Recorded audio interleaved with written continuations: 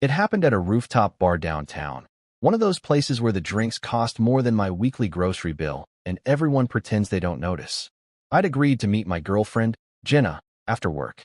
She'd said it was just a casual get-together with friends. But as soon as I walked in, I knew I was out of my element. The place smelled faintly of expensive perfume and overpriced appetizers. Everyone there looked like they'd stepped straight out of a fashion ad. Perfect hair, tailored outfits, not a wrinkle in sight. Meanwhile, I was in my usual work clothes, dark jeans, a polo, and my favorite old brown leather jacket. Comfortable, yes. Stylish, probably not. When Jenna spotted me, she waved, but it wasn't the warm, excited wave I'd grown used to. It was restrained. Her friends turned their heads, each wearing that polite smile people use when they're trying to figure out if you belong. I felt the scrutiny immediately. "Hey, you made it," Jenna said as I reached the table. I leaned in to kiss her cheek, but she tilted her head toward her glass instead, taking a sip of whatever sparkling thing she was drinking. My lips brushed air. She introduced me quickly, names I forgot almost as soon as they were spoken, and I pulled up a chair. Conversation picked back up, mostly about things I didn't follow: vacation homes in Europe, business deals in the city, the newest luxury SUV someone had just bought. I kept quiet, nodding when it seemed appropriate. Then one of the guys, Chris, looked at me and asked, "So, what do you do?" Before I could answer, Jenna laughed. Actually laughed. "Oh, you'll love this," she said, her voice dripping with a mix of humor and something else. "He's a warehouse guy? You know, drives the forklift and all that." The table chuckled. I blinked, caught off guard. "Well, yeah," I said evenly. "I spend a lot of time in the warehouse." Jenna smirked, swirling her drink. "It's cute, right? He's like the hands-on type." I could feel the heat creeping up my neck. It wasn't what she said exactly, it was how she said it. Like my job was some quirky little hobby, not something worth real respect. I glanced around the table. A couple of her friends gave me sympathetic half-smiles. Others just sipped their drinks, eyes sliding away. I told myself to let it go, but then Chris leaned forward with a grin. "So you're basically like the guy who makes sure our Amazon orders get to us on time?" Jenna laughed again, this time louder. "Pretty much." The conversation moved on, but my mind didn't. I sat there, sipping my soda. Yeah, I hadn't even ordered a drink, while they kept talking about their world, a world where jobs like mine were punchlines. Jenna didn't notice the change in my expression, or maybe she did and just didn't care. An hour later, we said our goodbyes. She kissed me quickly on the cheek outside, said she'd call me tomorrow, and then disappeared into an Uber with two of her friends. Walking back to my truck, I replayed the evening in my head. The laughter, the smirk, the way she'd said warehouse guy, like it was a downgrade from whatever she thought I should be. She had no idea. I wasn't just a warehouse guy. I was the owner. The company, my company, had been in my family for decades. My dad had started it with one delivery van and a small rented storage space. I'd taken it over after college, expanded it to 3 locations, 40 employees, and contracts with several big retailers. Yes, I spent a lot of time in the warehouse, partly because I liked to know what was happening on the ground, and partly because I hated sitting in an office all day. I'd never felt the need to correct her when she told people I worked at a warehouse. It wasn't untrue, and honestly, I thought it kept things simple. But that night, something shifted. The next morning, I woke up to a text from Jenna. "Jenna, hey babe, sorry if I embarrassed you last night. You know I was just joking." I stared at it for a long moment.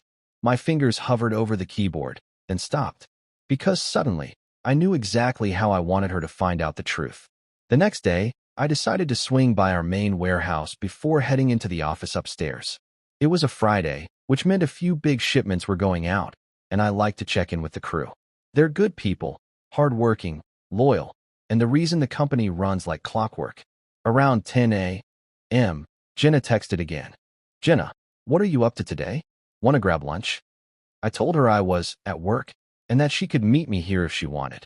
She replied with a thumbs-up emoji and said she'd be there in an hour. Perfect.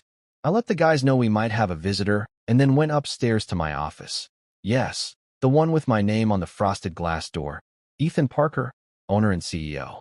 I left the door slightly ajar and went back downstairs when I saw her pull up. She stepped inside, looking around at the shelves stacked high with merchandise, forklifts weaving between aisles.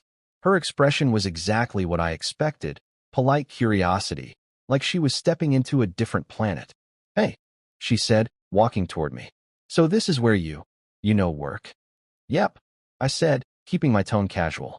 Before I could say more, Marcus, our floor supervisor, spotted me.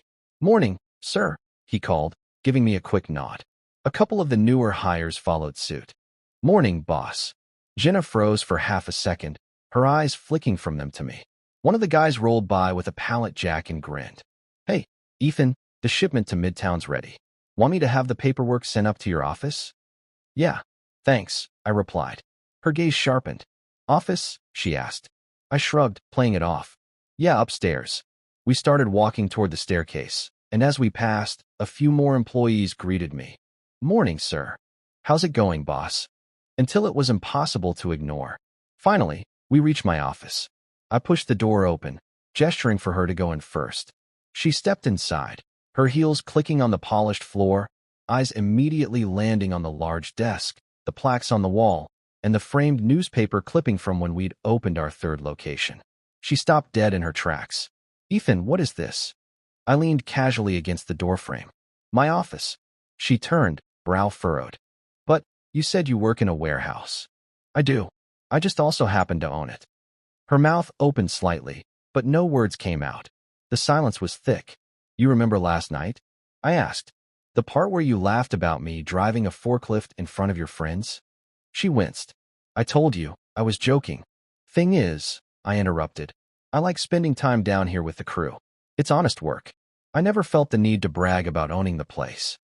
Her cheeks flushed, and she glanced at the door like she wanted to leave. But we weren't done yet. I walked past her to my desk, sat down, and started flipping through the shipment invoices Marcus had sent up.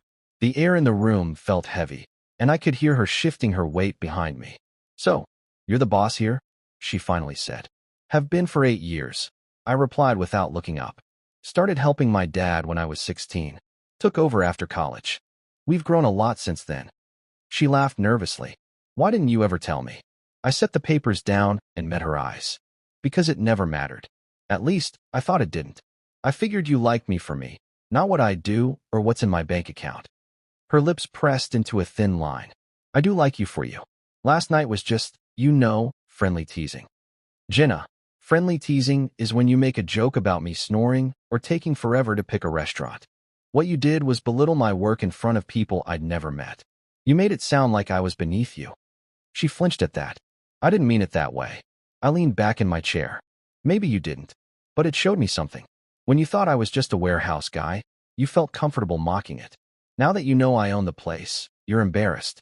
That tells me everything I need to know." Her mouth opened like she wanted to argue, but instead she closed it and glanced toward the floor. "I guess I messed up," she murmured. I didn't say anything. I just let the silence sit there between us. After a long moment, she looked up. "So what now?" I took a deep breath.